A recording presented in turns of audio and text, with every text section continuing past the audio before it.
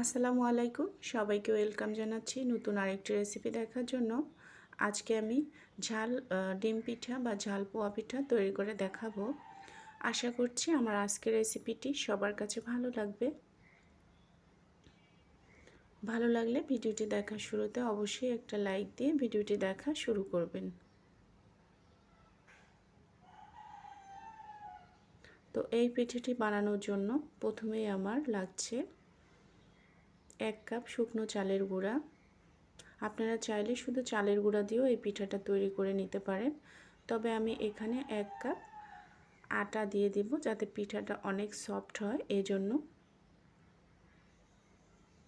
এরপর আমি এখানে কিছু শুকনো উপকরণ অ্যাড করব। প্রথমে আমি এখানে লবণ দিয়ে দিচ্ছি, আপনারা লবণটা আপনাদের স্বাদ অনুযায়ী দিয়ে দিবেন। এরপর আমি এখানে জিরার গুঁড়া, হলুদের গুঁড়া, শুকনো মরিচের গুঁড়া দিয়ে খুব ভালোভাবে মিশিয়ে নিব।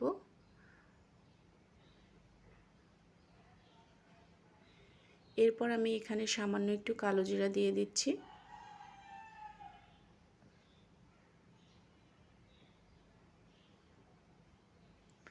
এরপর সামান্য একটু আমি পেঁয়াজ বাটা দিয়ে দিচ্ছি, আর 2টা মরিচ আমি ছোট ছোট কুচি করে কেটে দিয়েছি, আর সামান্য একটু আদা রসুন বাটাও দিয়েছি।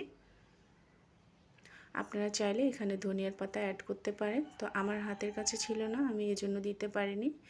এরপর আমি এখানে 2টা ডিম দিয়ে দিচ্ছি। ডিম দিয়ে আমি প্রথমে খুব ভালোভাবে মেখে নিচ্ছি। এরপর এখানে নর্মাল তাপমাত্রার পানি দিয়ে আমি একটা ব্যাটার তৈরি করে নিব।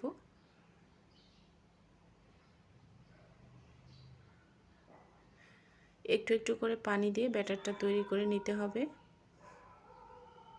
খুব বেশি পাতলা এবং ভারীও হবে না, এরকম একটা ব্যাটার তৈরি করে নিতে হবে। আমি এখানে একটা হ্যান্ড উইক্স দিয়ে ব্যাটারটা খুব ভালোভাবে তৈরি করে নিচ্ছি যাতে সবগুলো উপকরণ খুব ভালোভাবে মিশে যায়। আপনারা হ্যান্ড উইক্স না থাকলে কাঁটা চামচ দিয়েও এই কাজটা করে নিতে পারেন।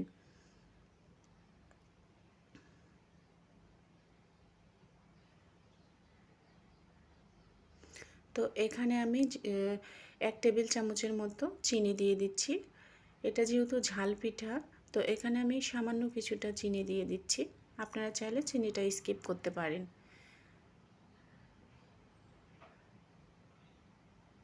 তো দেখতে পাচ্ছেন ব্যাটারটা কেমন হয়েছে। এরপর আমি ব্যাটারটা 10 মিনিটের জন্য রেস্টে রেখে দেব। এখন আমি পিঠাটা ভেজে নিব। তো ভেজে নেওয়ার আগে এখানে আমি 1 চামচের একটু কম বেকিং পাউডার দিয়ে দিচ্ছি। আপনারা চাইলে বেকিং পাউডারটা ছাড়াও এই পিঠাটা তৈরি করে নিতে পারেন। তো আমি এখানে বেকিং পাউডারটা দিয়ে দিলাম। এরপর একটা ফ্রাই প্যানে তেল গরম করতে দিয়েছি। এটা অবশ্যই ডুবো তেলে ভাজতে হবে।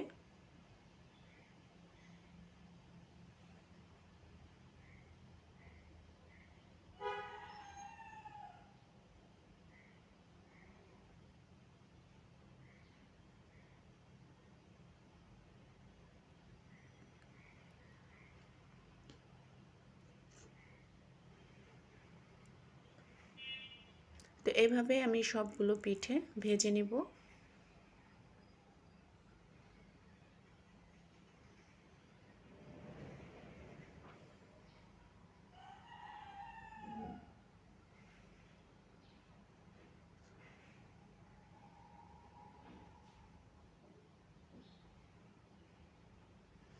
তো সবগুলো পিঠে আমার ভাজা হয়েছে। দেখতেই পাচ্ছেন কতটা সহজে এবং ঝটপট এই পিঠাটা তৈরি করে নিয়েছি।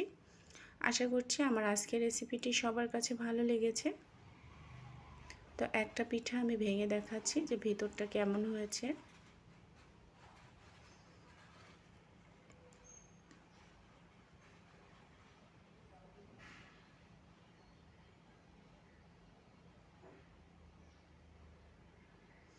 তো এতক্ষণ সাথে থাকার জন্য সবাইকে ধন্যবাদ।